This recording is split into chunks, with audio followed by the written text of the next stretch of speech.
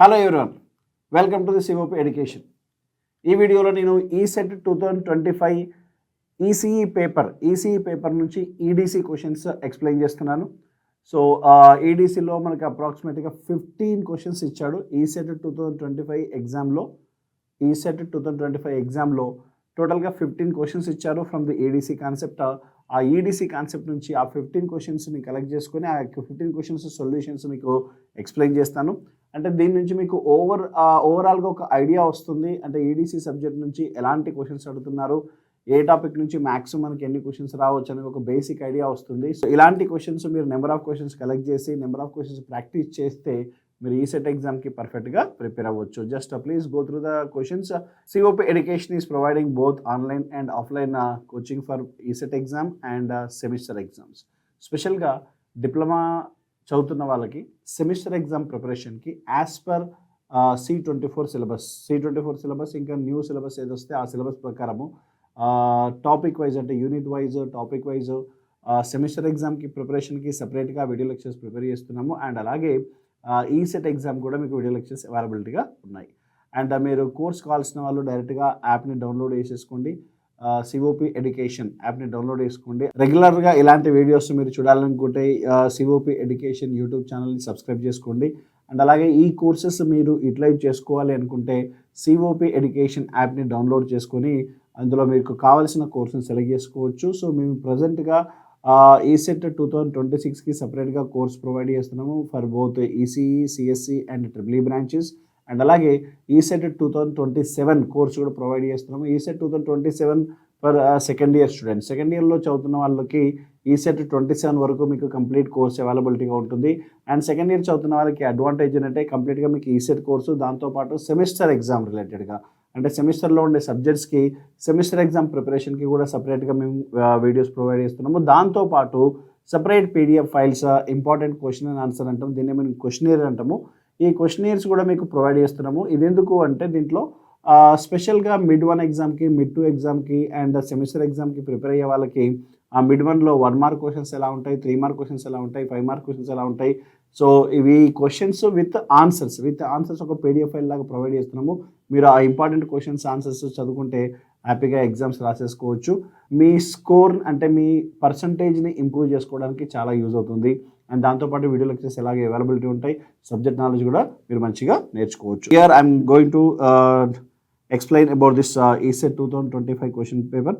Okay, first of all నేను EDC subject నుంచి explain చేస్తున్నానమ్మా. Completely I'm explaining here EDC questions. Okay, so please go through the question now. Drift current in the semi conductors depends upon ఇచ్చాడు. Drift current. So current is nothing but a flow of electrons అంటాం. Simple definition, flow of electrons అంటాం, right. అలాగే ఈ semi కండక్టర్స్లో carriers moves from one side to another side, ఒక side నుంచి ఒక సైడ్కి మూవ్ అవుతున్నాయి కదా, దాన్ని మనం కరెంట్ అంటున్నాము. ఇక్కడ సెమీ కండక్టర్లో ఉండే కరెంట్స్ మనకు 2 పార్ట్స్లో తీసుకోవచ్చు. ఒకటేమో diffusion current, another is drift current. So drift current is due to electric field అంటాము. Diffusion current is due to concentration gradient అంటాము, రైట్. కాన్సన్ట్రేషన్ గ్రేడియంట్ నుంచి వచ్చే కరెంట్ని డిఫ్యూషన్ కరెంట్ అంటాము. Drift current is due to applied electric field. But ఇక్కడ semi conductors అని mention చేశాడు కాబట్టి concentration gradient and electric field రెండు కన్సిడర్ చేసుకోవాలి. సో ఇక్కడ మనకి ఆన్సర్ చూడండి, both electric field and concentration, carrier concentration అన్నాడు. So based on the given question option C correct అవుతుందమ్మా. ఇక్కడ ఓన్లీ ఎలక్ట్రిక్ ఫీల్డ్ అన్నాడు. మీరు ఓన్లీ డ్రిఫ్ట్ కరెంట్ అన్నప్పుడు ఎలక్ట్రిక్ ఫీల్డ్ అని ఆన్సర్ రాసేసుకోవచ్చు. Drift current is due to electric field, right. And carrier concentration gradient అన్నాడు కదా, దీన్ని మనకు దీని నుంచి వచ్చే కరెంట్ ఏంటమ్మా, డిఫ్యూషన్ కరెంట్. బట్ మనకి ఇచ్చిన క్వశ్చన్ మీరు ఒకసారి జాగ్రత్తగా అబ్జర్వ్ చేయండి. Drift current in semi conductors అన్నాడు. కాబట్టి మనం సెలెక్ట్ చేసుకోవాల్సిన answer both electric field and carrier concentration. ఇంటర్నల్గా క్యారియర్ కాన్సన్ట్రేషన్ ఉంటుంది, సో దాని నుంచి కూడా మనకు కరెంటు ఫ్లో అవుతుంది కాబట్టి ఆ కరెంట్ మనం డ్రిఫ్ట్ కరెంట్ లాగానే కన్సిడర్ చేసుకుంటాం in semi conductor, specially in semi conductor. So ఈ క్వశ్చన్కి ఆన్సర్ ఆప్షన్ సి కరెక్ట్ అవుతుంది. Another question from this concept, which of the following is not associated with a PN junction అన్నాడు. ఇక్కడ ఇచ్చిన 4 options ఉన్నాయి. 4 ఆప్షన్స్లో not associated with PN junction అన్నాడు. ఒకసారి చూడండి అమ్మా, junction capacitance. Yes, PN junction డయోడ్లో మనం జంక్షన్ కెపాసిటెన్స్ డిస్కస్ చేస్తాము. That PN junction acts as a capacitance. That capacitance is two types, diffusion capacitance and transition capacitance. ఇది మనకు పిఎన్ జంక్షన్ డయోడ్కి అసోసియేషన్ కిందకి వచ్చేస్తుంది. అండ్ చార్జ్ స్టోరేజ్ కెపాసిటెన్స్ అన్నది ఇది కూడా మనకు పిఎన్ జంక్షన్లో డిస్కస్ చేస్తాము. అండ్ డిప్లీషన్ కెపాసిటెన్స్ ఇది కూడా మనము పిఎన్ జంక్షన్ డయోడ్లో వచ్చేస్తుంది. Depletion, charge storage and junction. But ఇక్కడ ఒకటి ఇచ్చారు చూడండి, ఛానల్ లెంత్ మాడ్యులేషన్. ఈ ఛానల్ లెంత్ మాడ్యులేషన్ అనేది మన పిఎన్ జంక్షన్ డయోడ్ కిందకి రాదు. సో ఇక్కడ క్లియర్గా మెన్షన్ చేశాడు పిఎన్ జంక్షన్ అన్నాడు. So channel length modulation we're not taking in PN junction. ఇది మాత్రం మనం తీసుకోము, ఇది మనకి మాస్ఫెట్లో వస్తుంది. సో ఆప్షన్ డి కరెక్ట్ అవుతుంది based on the given question.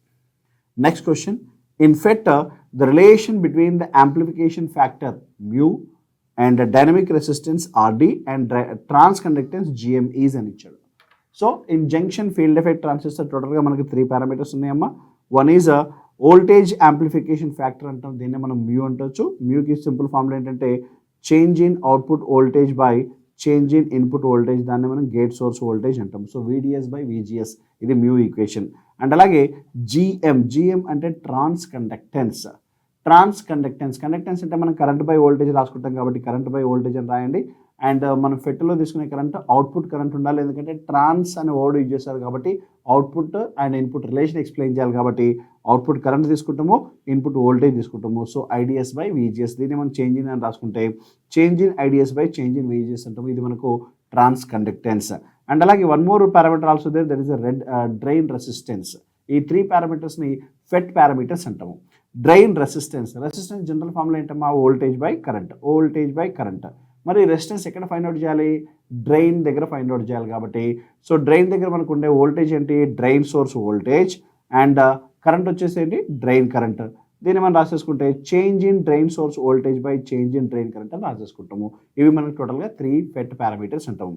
ఈ 3 FET పారామీటర్స్ రిలేషన్ రాసుకుంటే మనకు mu is equal to GM into RD అని వస్తుంది. చూడండి ఒక్కసారి మీరు ఈ ఈక్వేషన్స్లో GM అండ్ RD ఈ రెండింటిని మల్టిప్లై చేస్తే, ఒకసారి ప్రజెంటేషన్ అబ్జర్వ్ చేయండి అమ్మా. GM అండ్ RD ఈ రెండింటిని మల్టిప్లై చేస్తే మనకు ఇక్కడ IDS అంటే ID అని రాసేసుకోవచ్చు, డ్రైన్ కరెంట్ కదా. సో డ్రైన్ కరెంట్ క్యాన్సిల్ అయిపోతుంది. అప్పుడు మనకు వచ్చే ఈక్వేషన్ VDS బై VGS అవుతుంది. VDS బై VGS అంటే మ్యూ అవుతుంది కాబట్టి this is one of the standard relation. ఈ రిలేషన్ జాగ్రత్తగా గుర్తుపెట్టుకోండి. చాలాసార్లు కాంపిటేటివ్ ఎగ్జామ్లో రిపీటెడ్గా అడుగుతున్న క్వశ్చన్ ఇది. స్పెషల్గా ఈసెట్ ఎగ్జామ్ వాళ్ళకి డిప్లొమా రిలేటెడ్ ఏదైనా కాంపిటేటివ్ ఎగ్జామ్లో కూడా రిపీటెడ్గా అడుగుతున్నాడు ఈ question. Mu is equal to GM into RD, right. అయితే చూడండి ఫస్ట్ ఆప్షన్లో ఏమి ఇచ్చాడు, RD బై GM ఇచ్చాడు కాబట్టి ఇది రాంగ్ అవుతుంది. అండ్ సెకండ్ ఆప్షన్లో RD ప్లస్ మ్యూ ఇచ్చాడు కాబట్టి ఇది రాంగ్ అవుతుంది. అండ్ థర్డ్ ఆప్షన్లో mu is equal to RD into ఇక్కడ GM ఉందమ్మా, GM. So option C correct అవుతుంది based on the question. And ఇక్కడ కూడా చూడండి mu GM is equal to RD mu అని ఇచ్చాడు. సో ఇది కూడా రాంగ్ అయిపోతుంది మనకు. సో ఓన్లీ ఆప్షన్ C మాత్రమే సాటిస్ఫై అవుతుంది based on the given question. So option C is the correct answer. Next question, the ratio of change in drain current to the change in gate source voltages. ఇంతకుముందే చెప్పాను the ratio of change in drain current అని ఇచ్చాడు, అంటే delta ID by change in gate source voltage అని ఇచ్చాడు. ఇప్పుడు ఈక్వేషన్లో ఉందమ్మా current by voltage ఉంది. కరెంట్ బై వోల్టేజ్ అంటే మనం సింపుల్గా కండక్టెన్స్ అని రాసేస్తాము. మరి ఈ కండక్టెన్స్ ఎక్కడ ఫైండ్ చేస్తున్నాము, అవుట్పుట్ కరెంట్, డ్రైన్ అనే కరెంట్ మనం అవుట్పుట్ కరెంట్ తీసుకుంటాము, గేట్ సోర్స్ వోల్టేజ్ అంటే ఇన్పుట్ వోల్టేజ్ తీసుకుంటాము. సో ఇక్కడ ఈక్వేషన్ ఏమొచ్చిందంటే output current by input voltage అని వచ్చింది. ID బై VGS అంటున్నాం కదా, output current by input voltage వచ్చింది కాబట్టి this parameter gives the relation between input and output. ఏదైనా ఒక పారామీటర్ మనకి ఇన్పుట్కి అవుట్పుట్కి రిలేషన్ ఎక్స్ప్లెయిన్ చేస్తుందంటే దాన్ని మనం సింపుల్గా ట్రాన్స్ అనే వర్డ్తో యూజ్ చేస్తాము. సో ట్రాన్స్ కండక్టెన్స్ అంటాము. This is denoted by GM. Okay, this is also one of the FET parameters. ఇంతకుముందు చెప్పిన క్వశ్చన్లో అంటే FETలో నుంచి మనకు ఇండైరెక్ట్గా 2 క్వశ్చన్స్ వచ్చేసినాయి. ఇక్కడ చూడండి ట్రాన్స్ కండక్టెన్స్ అనే ఆప్షన్ మనకు Bలో ఉంది కాబట్టి B ఆప్షన్ సెలెక్ట్ చేసుకోవచ్చు. ఇక్కడ అవుట్పుట్ కండక్టెన్స్ అన్నాడు, ట్రాన్స్ రెసిస్టెన్స్ అన్నాడు, అవుట్పుట్ రెసిస్టెన్స్ అన్నాడు, ఇవన్నీ రాంగ్ అవుతాయి. ఆప్షన్ B మాత్రమే కరెక్ట్ అవుతుంది. Next question, the use of coupling capacitor in CE amplifier is. Common emitter యాంప్లిఫైర్లో మనం కప్లింగ్ కెపాసిటర్స్ యూజ్ చేస్తాము. కప్లింగ్ కెపాసిటర్ మెయిన్ ఫంక్షన్ ఏంటంటే which blocks the DC signal. అంటే ఒక స్టేజ్ నుంచి ఇంకో స్టేజ్కి DC సిగ్నల్ని ట్రాన్స్ఫర్ చేయకుండా అంటే బ్లాక్ చేయడానికి మనము ఈ కప్లింగ్ కెపాసిటర్స్ని యూజ్ చేస్తాము, రైట్. ఇన్పుట్ స్టేజ్లో యూజ్ చేస్తాము, అలాగే output of the amplifier is connected to the next stage. Next input of the next stage amplifier. So ఆ నెక్స్ట్ స్టేజ్లోకి మనం కనెక్ట్ చేసేటప్పుడు మిడిల్లో మనం కెపాసిటర్ కనెక్ట్ చేసుకుంటాము. That capacitor blocks the DC signal. ఎందుకు బ్లాక్ చేయాలి అంటే ఆ డీసీ సిగ్నల్ బ్లాక్ చేయకపోతే that DC signal effects on the biasing of the next transistor. ఆ నెక్స్ట్ ట్రాన్సిస్టర్ బయాసింగ్ ఎఫెక్ట్ అవుతుంది కాబట్టి మనకి కంపల్సరీ డీసీని బ్లాక్ చేయాల్సి ఉంటుంది. ఆ డీసీని బ్లాక్ చేయడానికి యూజ్ చేసే ఎలిమెంటే కెపాసిటర్ అంటాము. That capacitor is a coupling capacitor అంటాము. సో ఇచ్చిన క్వశ్చన్కి ఇప్పుడు ఏమని వస్తామా, to blocks the DC first ఆప్షన్లోనే ఉంది. నెక్స్ట్ ఆప్షన్స్ ఏమన్నా చూడండి, టు అలో లో ఫ్రీక్వెన్సీ వితౌట్ ఎనీ అటెన్యూషన్ అన్నాడు. లో ఫ్రీక్వెన్సీ అని కూడా కాదు, మెయిన్ పర్పస్ ఇక్కడ ఏంటంటే బ్లాక్స్ ద డీసీ సిగ్నల్ అని చెప్పొచ్చు. To shift the Q point అంటే క్యూ ఇది కూడా కాదు. టు అలో ద డీసీ అనేది కూడా కాదు. సో ఇచ్చిన ఆప్షన్స్లో ఓన్లీ ఆప్షన్ ఏ సాటిస్ఫై అవుతుంది. Next question, which of the following parameters of A PN junction diode increases with temperature అన్నాడు. టెంపరేచర్తో ఇంక్రీజ్ అయ్యే పారామీటర్స్ ఏవి అంటున్నాడు. ఒకసారి ఆప్షన్స్లో చూద్దామా. Cut in voltage. Cut in voltage మనం కట్ ఇన్ వోల్టేజ్ ఎక్కడ తీసుకుంటామో ఫార్వర్డ్ బ్యాస్లో తీసుకుంటాము.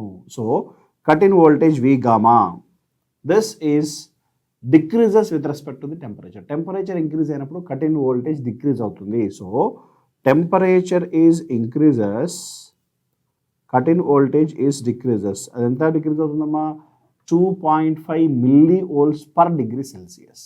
Okay, so 2.5 milli volts per degree అంటే 1 degree centigrade 1 degree Celsius temperature increase అయితే 2.5 మిల్లీ వోల్ట్స్ డిక్రీజ్ అవుతుంది. ఇది మనకు కట్ ఇన్ వోల్టేజ్ అని చెప్తాము. అయితే ఇక్కడ అడిగిన క్వశ్చన్ జాగ్రత్తగా అబ్జర్వ్ చేయండి. Which of the following parameters of the PN junction diode increases with temperature అంటే డైరెక్ట్లీ ప్రపోర్షనల్గా తీసుకోవాలి. ఇక్కడ మనకు ఇన్వర్స్లీ ప్రపోర్షనల్గా ఉంది కాబట్టి ఇది మనకు రాంగ్ అవుతుంది. Next reverse saturation current. ఈ పాయింట్ చూడండి. రివర్స్ సాచురేషన్ కరెంట్ I0 అంటాం కదా. I0 is directly proportional to the temperature. Okay, స్పెషల్గా reverse saturation current is depends on the temperature అంటాం. టెంపరేచర్ ఇంక్రీజ్ అవుతే రివర్స్ సాచురేషన్ కరెంట్ ఇంక్రీజ్ అవుతుంది. ఎలా increase అవుతుంది, మరి increasing in every 10 degree Celsius.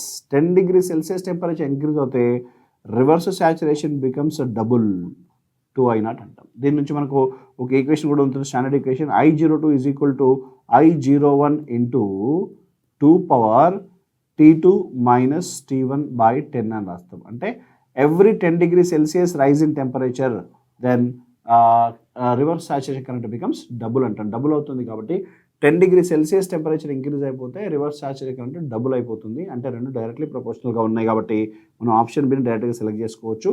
Diode resistance కాదు అండ్ ఐడియాలిటీ ఫ్యాక్టర్ కూడా కాదు. ఐడియాలిటీ ఫ్యాక్టర్ అనేది మనకు జనరల్గా మనం పిఎన్ జంక్షన్ డయోడ్లో కన్సిడర్ చేయము. సో ఇచ్చిన ఆప్షన్స్లో ఏ ఆప్షన్ సాటిస్ఫై అవుతుందమ్మా, ఆప్షన్ బి సాటిస్ఫై అవుతుంది. Next question, the trans resistance amplifier has అని ఇచ్చాడు. ట్రాన్స్ రెసిస్టెన్స్ యాంప్లిఫైర్ హ్యాజ్ అని ఇచ్చాడు. ఆప్షన్స్ మీరు ఒకసారి అబ్జర్వ్ చేస్తే ఇన్పుట్ రెసిస్టెన్స్ ఇంక్రీజ్ అవుతుంది, డిక్రీజ్ అవుతుంది. Increase decrease input and output resistance mention చేశాడు. సో మనం క్లియర్గా ఒకసారి అనాలిసిస్ చేసుకుందాం. Generally trans resistance amplifier is comes under feedback amplifier concept. ఈ ఫీడ్బ్యాక్ యాంప్లిఫైర్ కాన్సెప్ట్లో మనకి ఓవరాల్గా 4 టైప్స్ ఆఫ్ ఫీడ్బ్యాక్ యాంప్లిఫైర్ తీసుకుంటాము. One is voltage series. ఒక్కసారి క్లియర్ రాస్తున్నాను చూడండమ్మా. Voltage series feedback amplifier, voltage shunt feedback amplifier, current series feedback amplifier and current shunt feedback amplifier. 4 types of feedback amplifiers మనం తీసుకుంటున్నాం ఇక్కడ. ఇవన్నీ నెగిటివ్ ఫీడ్బ్యాక్లోకే వస్తున్నాయి, right. అయితే ఇక్కడ మనం కన్సిడర్ చేయాల్సింది ఏంటమ్మా, 2 parameters. One is input resistance and another is output resistance. RI అంటే ఇక్కడ ఇన్పుట్ రెసిస్టెన్స్, R0 అంటే అవుట్పుట్ రెసిస్టెన్స్. అండ్ ఇక్కడ మనం రాసే నేమ్ కూడా చూడండి, వోల్టేజ్ సిరీస్ అంటున్నాను కదా. ఈ ఫస్ట్ వర్డ్ ఏం చెప్తుందంటే శాంప్లింగ్ నెట్వర్క్ గురించి చెప్తుంది. సెకండ్ వర్డ్ వచ్చేసి మిక్సర్ నెట్వర్క్ గురించి చెప్తుంది. అంటే మనకి వోల్టేజ్ సిరీస్ 2 వర్డ్స్గా డివైడ్ చేస్తున్నాను. దాంట్లో వోల్టేజ్ అంటే first word explains the output resistance. Output resistance ఎలా ఉంటుందని చెప్తుంది. అలాగే సెకండ్ వర్డ్ సిరీస్ షంట్ అంటున్నాం కదా, ఆ second word explains the input resistance.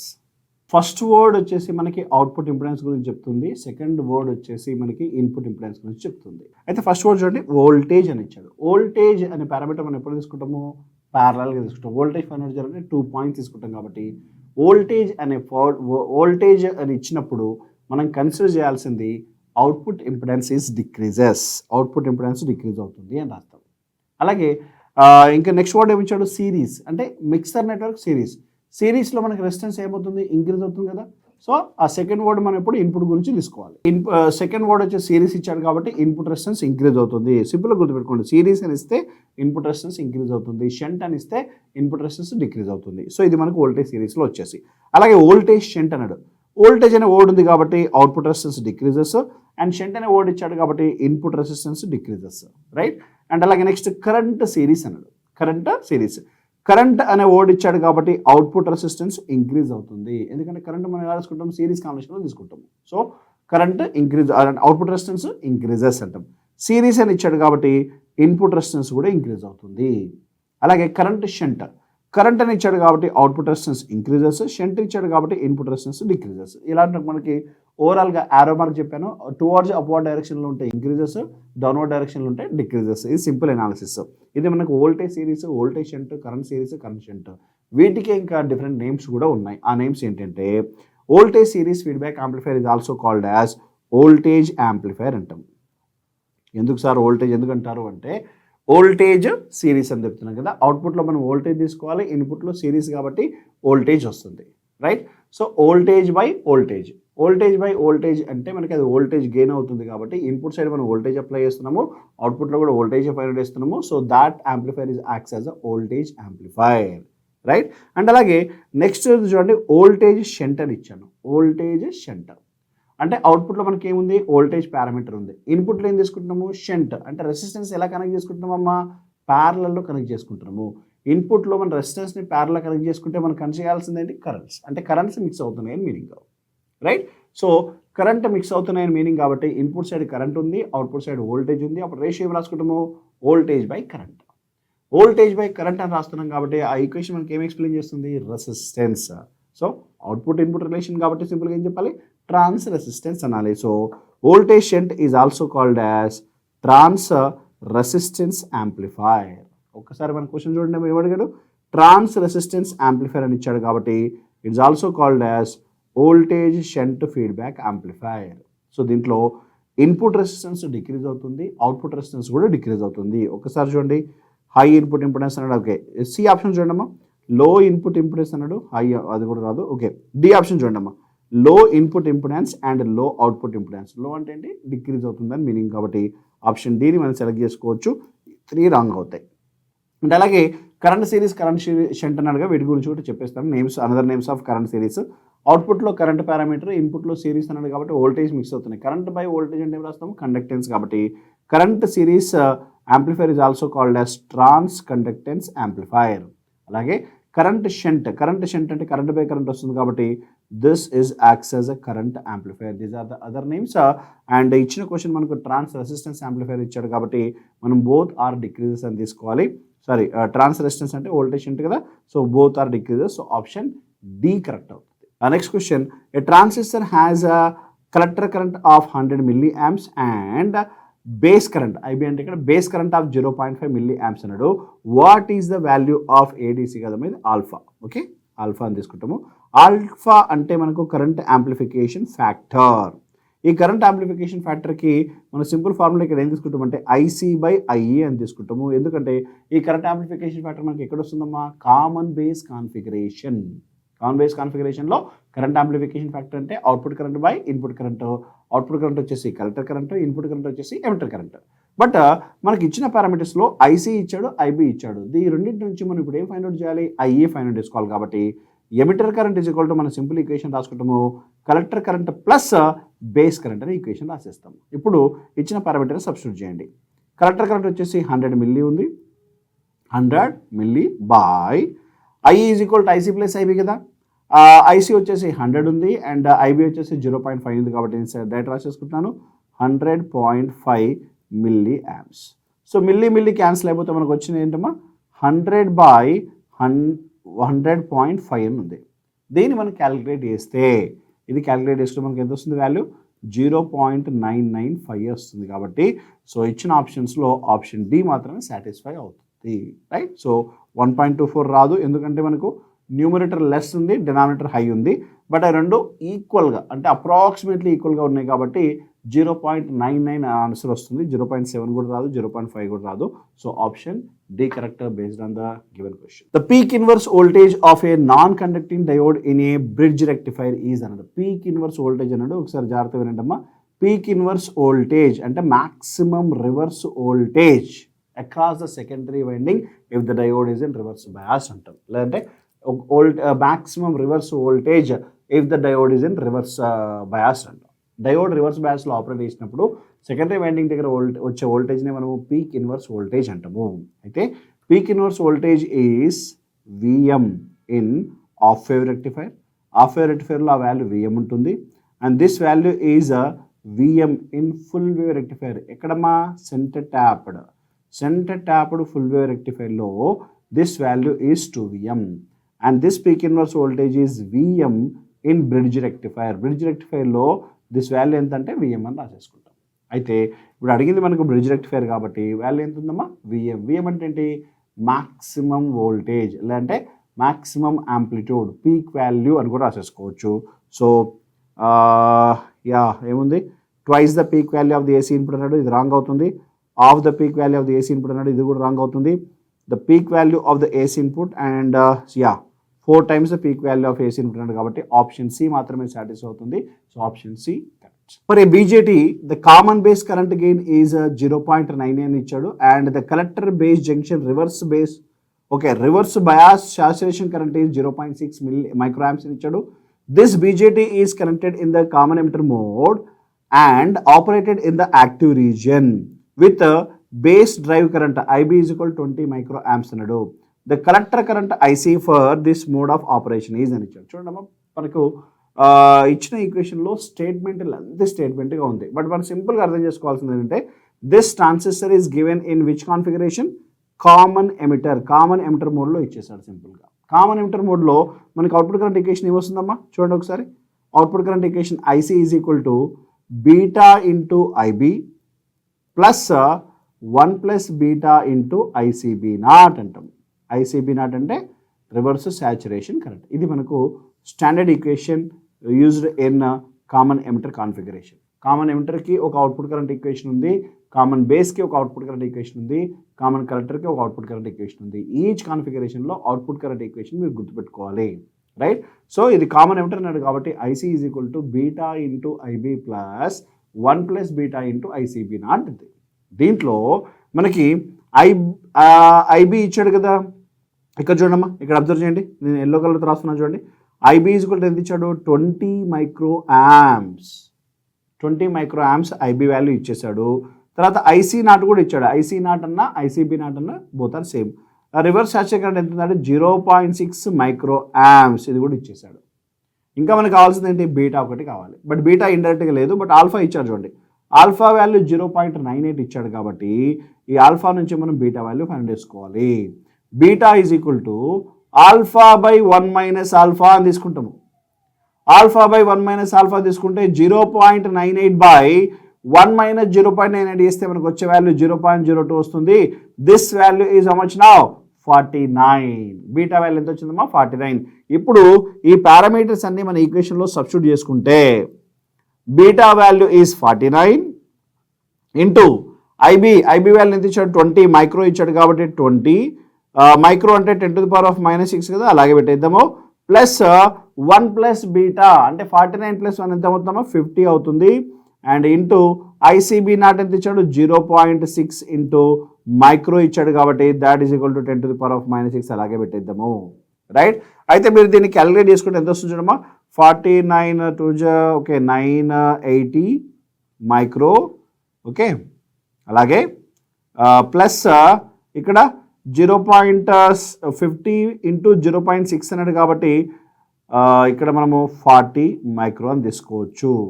ఇప్పుడు 980 + 40 మనకి ఎంత అవుతుందమ్మా? ఓకే 40 వస్తుందా? 30 కదా, 30 మైక్రో, రైట్? ఇక్కడ 980 వచ్చింది. 980 + 30 ఎంత అవుతుంది? 1010 మైక్రో యాంప్స్ అని వచ్చింది, రైట్? బట్ ఇచ్చిన ఆప్షన్స్లో ఎలా ఉంది చూడండి, అన్ని మిల్లీలో అడిగాడు కదా, ఆప్షన్స్ అన్ని మిల్లీ యాంప్స్లో ఇచ్చాడు కాబట్టి సో మిల్లీ యాంప్స్లో రాసుకుంటే 1.01 మిల్లీ యాంప్స్ అని వస్తుంది. Simple calculations. ఇలాంటి క్యాలిక్యులేషన్స్ మన ఎగ్జామ్లో విత్ ఇన్ ది 20 సెకండ్స్లో సాల్వ్ చేసుకోవచ్చు. బట్ మనకి ఈ ఈక్వేషన్ గుర్తుండాలి. Equation alpha beta gamma relation ఇవన్నీ పర్ఫెక్ట్గా తెలిస్తే మన ఆన్సర్ ఈజీగా రాసేసుకోవచ్చు. Finally the answer is 1.01 milli amps అంటాము. సో ఫస్ట్ ఆప్షన్ రాంగ్ అవుతుంది, సెకండ్ ఆప్షన్ రాంగ్ అవుతుంది, థర్డ్ ఆప్షన్ కూడా రాంగ్ అవుతుంది, ఫోర్త్ ఆప్షన్ కరెక్ట్ అవుతుంది. చూడండి 1.01 మిల్లీ యాంప్స్. ఇలాంటి క్యాలిక్యులేషన్ చేయాలంటే మనకి క్యాలిక్యులేటర్ ఏం అవసరం లేదు, డైరెక్ట్గా చేసేసుకోవచ్చు. సింపుల్ క్యాలిక్యులేషన్సే ఉన్నాయి.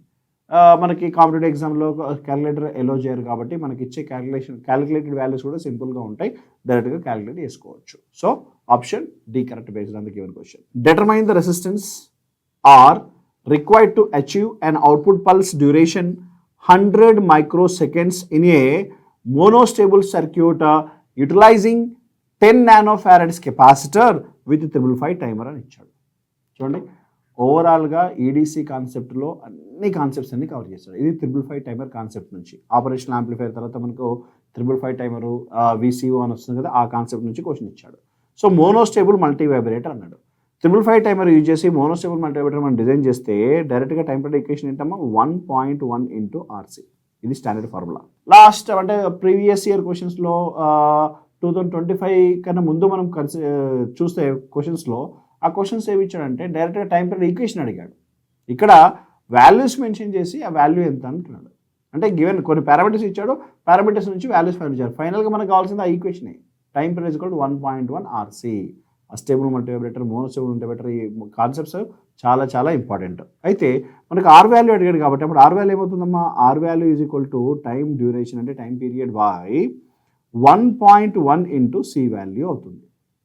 సో టైం పీరియడ్ ఇచ్చాడు కదా 100 మైక్రో 10⁻⁻6 రాసేస్తున్నాను బై 1.1 ఇంటూ ఇక్కడ సి వాల్యూ కూడా మెన్షన్ చేశాడు. ఎంత ఇచ్చాడమ్మా 10 నానో అన్నాడు కాబట్టి 10 ఇంటూ 10⁻⁻9 రాస్తున్నాను.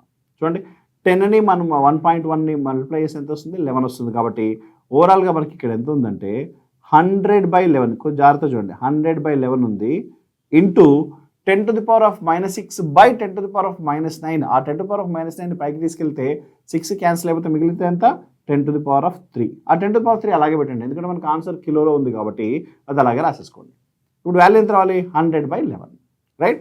100/11ని క్యాలిక్యులేట్ చేస్తే మనకి ఎంత వస్తుంది చూడండి 100/11. 100/11 అంటే 11 9 రాసుకోవచ్చు కాబట్టి మనకు 9 పాయింట్లో వస్తుంది. ఇచ్చిన ఆప్షన్స్లో 9.09 ఉంది కాబట్టి మనం డైరెక్ట్గా 9.09 కిలో ఓమ్స్ అని సెలెక్ట్ చేసుకోవచ్చు. ఓకే, సో ఆప్షన్లో ఏ ఆప్షన్ కరెక్ట్ అవుతుంది, option C correct. Yeah, next question. Gain in a transistor amplifiers decreases at high frequencies due to అని ఇచ్చాడు. చూడండి అమ్మా, ఎట్ హై ఫ్రీక్వెన్సీస్ అని అడిగాడు. మనకి జనరల్గా అంటే ఓరియూ frequency response of the amplifier అంటే ట్రాన్సిస్టర్ యాంప్లిఫైర్ ఓరియూ తీసుకుంటే రెగ్యులర్గా మనకి ఇలా ఉంటుంది ఫ్రీక్వెన్సీ రెస్పాన్స్ అంటాం. అంటే magnitude maintains the constant magnitude at middle frequencies దగ్గర మనకు magnitude కాన్స్టాంట్గా ఉంటుంది.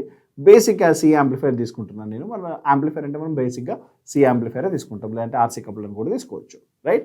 అయితే లో ఫ్రీక్వెన్సీ దగ్గర మనకు గెయిన్ డిక్రీజ్ అవుతుంది, హై ఫ్రీక్వెన్సీ దగ్గర కూడా గెయిన్ డిక్రీజ్ అవుతుంది. అంటే gain is very less at లో frequency and high frequency.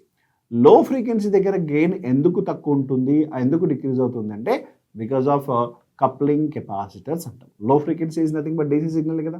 So coupling capacitors are used to block the DC అని చెప్పేసి మనం ఫస్ట్ క్వశ్చన్లో చూసుకున్నాం. So it blocks the DC signal అంటే లో ఫ్రీక్వెన్సీ సిగ్నల్స్ అన్నింటినీ బ్లాక్ చేస్తుంది కాబట్టి ఆ సిగ్నల్లో యాంప్లిఫికేషన్ ఉండదు. So at low frequency gain is decreases due to coupling capacitors. అలాగే హై ఫ్రీక్వెన్సీ దగ్గర కూడా మనకు గెయిన్ రెడ్యూస్ అవుతుంది. That is due to internal stray capacitance అంటాము. అంటే ఇంటర్నల్గా జంక్షన్ దగ్గర మనకి కెపాసిటెన్స్ ఉంటుంది, దాన్ని మనం ఇంటర్నల్ కెపాసిటెన్స్ అంటాము. వీటిని మనము డిస్ట్రిబ్యూటెడ్ పారామీటర్స్ అని కూడా అనొచ్చు, లేదంటే స్ట్రే కెపాసిటెన్స్ అని కూడా అనొచ్చు, లేదంటే internal capacitance of the transistor అని కూడా అనొచ్చు. అయితే ఆప్షన్స్లో ఏమి ఇచ్చాడు చూద్దాం. Short circuit of external coupling capacitors, external ఇచ్చాడు కాబట్టి ఇది రాంగ్ అవుతుంది. Open circuit of internal junction capacitance, ఇది కూడా రాంగ్ అవుతుంది. Short circuit of internal coupling capacitors అన్నాడు. సో ఆ హై ఫ్రీక్వెన్సీ దగ్గర మనకు ఇంటర్నల్ కెపాసిటర్స్ షార్ట్ సర్క్యూట్ అవుతాయి, లో ఫ్రీక్వెన్సీ దగ్గరేమో ఓపెన్ అయిపోతున్నాయి, అండ్ హై ఫ్రీక్వెన్సీ దగ్గర మనకు షార్ట్ సర్క్యూట్ అవుతుంది. మరి షార్ట్ సర్క్యూట్ అవుతుందా, ఓపెన్ సర్క్యూట్ అవుతుందా, ఎలా ఫైండ్ అవుట్ చేయాలంటే చూడండి అమ్మా, కెపాసిటర్ రియాక్టెన్స్ ఫార్ములా మనకు తెలుసు కదా. Capacitor reactance equal to 1/ωc అంటున్నాం. ఒమేగా అంటే ఏంటి, ఫ్రీక్వెన్సీ కదా. అప్పుడు రియాక్టెన్స్ అండ్ ఫ్రీక్వెన్సీ ఎలా ఉన్నాయి, ఇన్వర్స్లీ ప్రపోర్షనల్గా ఉన్నాయి. అయితే ఫ్రీక్వెన్సీ హై ఉందంటే రియాక్టెన్స్ లో ఉంటుంది. రియాక్టెన్స్ లో అంటే ఏంటి, short circuit, right. So short circuit of internal coupling capacitance, internal అనే వర్డ్ యూజ్ చేశాడు. ఇంటర్నల్ వర్డ్ యూజ్ చేస్తేనే మనం హై ఫ్రీక్వెన్సీ దగ్గర కన్సిడర్ చేసుకోవాలి. సో ఆప్షన్ సి కరెక్ట్ అవుతుంది based on the given question. డిలో మనకి ఓపెన్ సర్క్యూట్ ఉంది కాబట్టి అది కూడా రాంగ్ అయిపోతుంది. Next question, a diode for which you can change the reverse bias and thus vary the capacitance is called as అన్నాడు. చూడండి, రివర్స్ బయాస్ వోల్టేజ్ చేంజ్ చేస్తే మనకు కెపాసిటెన్స్ కూడా చేంజ్ అవ్వాలి అంటుండు. ఇలాంటి డయోడ్ ఏంటి, వ్యారెక్టర్ డయోడ్. మనకు ఆల్రెడీ తెలుసు కదా, జంక్షన్ కెపాసిటెన్స్లో ట్రాన్సిషన్ కెపాసిటెన్స్ ఉంది. ఈ ట్రాన్సిషన్ కెపాసిటెన్స్ ప్రిన్సిపుల్ని ఫాలో అయ్యే ఒక డయోడ్ ఏంటంటే, ఫార్ములా ఏంటంటే transition capacitance is inversely proportional to the square root of V అని రాస్తాం. అంటే రివర్స్ బయాస్ వోల్టేజ్, ఆ రివర్స్ బయాస్ వోల్టేజ్ ఇంక్రీజ్ చేస్తూ ఉంటే ట్రాన్సిషన్ కెపాసిటెన్స్ డిక్రీజ్ అవుతుంది. ఈ ప్రిన్సిపల్ని మనము ఒక స్పెషల్గా ఒక డయోడ్లో యూజ్ చేస్తాము. ఆ డయోడ్ పేరు varactor diode. So tunnel diode కాదు, ఇది హై స్పీడ్ స్విచ్చింగ్ డివైస్ అంటాము. Zener diode is a voltage regulator అంటాము, ఇది కూడా కాదు. స్విచ్చింగ్ డయోడ్ అంటే ఆన్ స్విచ్ జనరల్గా పిఎన్ జంక్షన్ డయోడ్ తీసుకుంటాం, ఇది కూడా కాదు. ఇది varactor diode. So option B correct అవుతుంది based on the given question. Next question, the fundamental condition for clamping అని ఇచ్చాడు. చూడండి అమ్మా, క్లాంపింగ్ అనే వర్డ్ యూజ్ చేసి ఫండమెంటల్ కండిషన్ అడిగాడు. అండ్ అలాగే ఆర్సీ నెట్వర్క్ అని కూడా మెన్షన్ చేశాడు. సింపుల్గా గుర్తుపెట్టుకోండి, ఆర్సీ నెట్వర్క్కి ఫండమెంటల్ కండిషన్ ఏంటంటే RC is greater than or equal to 10 × అంటాం. టీ అంటే టైం పీరియడ్, ఆర్సీ అంటే టైం కాన్స్టెంట్ అంటాం. ఆ time constant greater than or equal to 10 times of the time period of the signal. మనం ఏదైతే pulse signal apply చేస్తున్నామో ఆ signal time పీరియడ్కి 10 times ఎక్కువ ఉండాలి. So RC should be greater than or equal to 10 × t. This is one of the standard formula. డైరెక్ట్గా ఫార్ములానే అడిగేస్తున్నాడు ఇక్కడ. RC is less than అన్నాడు కాబట్టి ఇది రాంగ్ అవుతుంది. బి ఆప్షన్ చూడమ్మా, RC is greater than the T అన్నాడు. ఇక్కడ నేను ఏం రాశాను, greater than or equal to అంటే 10 times ఆఫ్ టైం పీరియడ్ కన్నా ఎక్కువ ఉండాలి కాబట్టి మనం ఆప్షన్ బిని డైరెక్ట్గా సెలెక్ట్ చేసుకోవచ్చు. RC is greater than the T అన్నాడు కాబట్టి సెలెక్ట్ చేసుకోవచ్చు. ఈక్వల్ కాదు, నో సచ్ కండిషన్ అన్నాడు కాబట్టి ఆప్షన్ బి కరెక్ట్ అవుతుంది based on the given question. Next question, the given that the pinch off voltage for an N channel JFET ఈజ్ -4 volts. Determine the VDS value at which the pinch off occurs when VGS is equal to -1 volt అని ఇచ్చాడు. Pinch off voltage -4 ఇచ్చాడు, VGS gate source voltage -1 ఇచ్చాడు. Condition కూడా చెప్తున్నాడు, ఆ pinch of occurs when VGS is equal to -1 అన్నాడు. దీనికి మనకు ఒక స్టాండర్డ్ జంక్షన్ ఫీల్డ్ ఎఫెక్ట్ ట్రాన్సిస్టర్లో ఒక స్టాండర్డ్ ఈక్వేషన్ ఉంది. Magnitude of VDS is equal to magnitude of pinch off voltage minus magnitude of VGS voltage. ఇది మనకు standard formula. Pinch off voltage magnitude అంటే mode తీసుకుంటాం కాబట్టి ప్లస్ ఉన్నా మైనస్ ఉన్నా మనం ప్లస్ తీసుకోవాలి. సో 4 మైనస్ VGS 1 ఇచ్చాడు కాబట్టి ఎంత వస్తుందమ్మా, 4 - 1 ఆన్సర్ 3 volts వస్తుంది. ఇది కూడా ఒక రెగ్యులర్గా ఇస్తున్న క్వశ్చన్, అంటే రెగ్యులర్గా రిపీటెడ్గా అడుగుతున్న క్వశ్చన్. ఈ ఈక్వేషన్ గుర్తుపెట్టుకోండి. దీంట్లోనే సమ్టైమ్స్ ఏ కండిషన్ కూడా అడుగుతాడు, డ్రైన్ కరెంట్ అడుగుతాడు. డ్రైన్ కరెంట్ ఈక్వేషన్ గుర్తుపెట్టుకోండి, ID is equal to IDSS into 1 minus VGS by VP whole square అంటాము. ఇది కూడా ఒక standard equation which is use in junction field effect transistor. Options లేదు కరెక్ట్ అవుతుంది. ఇప్పుడు option A correct based on the given question. Next question, the virtual ground concept is valid for operational amplifier with dash feedback అని ఇచ్చాడు. మనం already క్లియర్గా discuss చేసాము. Operational amplifier ఈ generally operates in 3 modes, right? One is a positive feedback mode, negative feedback mode and open loop mode. Open loop mode లో కూడా మనం use చేసుకోవచ్చు. అయితే negative feedback mode is use in amplifiers. రెగ్యులర్గా మనం ఎక్కువ అప్లికేషన్స్లో యూజ్ చేసేది నెగిటివ్ ఫీడ్బ్యాక్. ఆ నెగిటివ్ ఫీడ్బ్యాక్లోనే రెసిస్టర్ ఒక ఫీడ్బ్యాక్ పాత్ అంటే ఫీడ్బ్యాక్ పాత్ని క్రియేట్ చేస్తాము. రెసిస్టర్ ఉండొచ్చు, కెపాసిటర్ ఉండొచ్చు, డిపెండ్స్ ఆన్ ద అప్లికేషన్. ఆ feedback impedance is connected in between the output and input. ఆ ఇన్పుట్ టర్మినల్ ఏది తీసుకుంటామా, that input terminal should be inverting terminal. అంటే ఒక పాత్ని మనము అవుట్పుట్కి ఇన్వర్టింగ్ టర్మినల్కి మధ్యలో కనెక్ట్ చేసుకుంటున్నాము. ఆ పాత్ కనెక్ట్ చేయడం వల్ల ఆ పాయింట్ మనకు వర్చువల్ గ్రౌండ్ లాగా యాక్ట్ చేస్తుంది. అది ఎప్పుడు మనము నెగిటివ్ ఫీడ్బ్యాక్లోనే తీసుకోవాలి. So answer is negative feedback అని రాసేస్తాము. పాజిటివ్ ఫీడ్బ్యాక్లో మనము వర్చువల్ గ్రౌండ్ అనే కాన్సెప్ట్ రాదు. జీరో ఫీడ్బ్యాక్ ఓపెన్ లూప్లో కూడా వర్చువల్ గ్రౌండ్ తీసుకోము. ఓపెన్ లూప్లో ఆపరేషన్ యాంప్లిఫైర్ కంపారేటర్ లాగా వర్క్ చేస్తుంది. నెగిటివ్ ఫీడ్బ్యాక్లోనే కాన్సెప్ట్ వస్తుంది. కాబట్టి మనము ఆప్షన్ బి కరెక్ట్ ఆప్షన్ తీసుకోవాలి.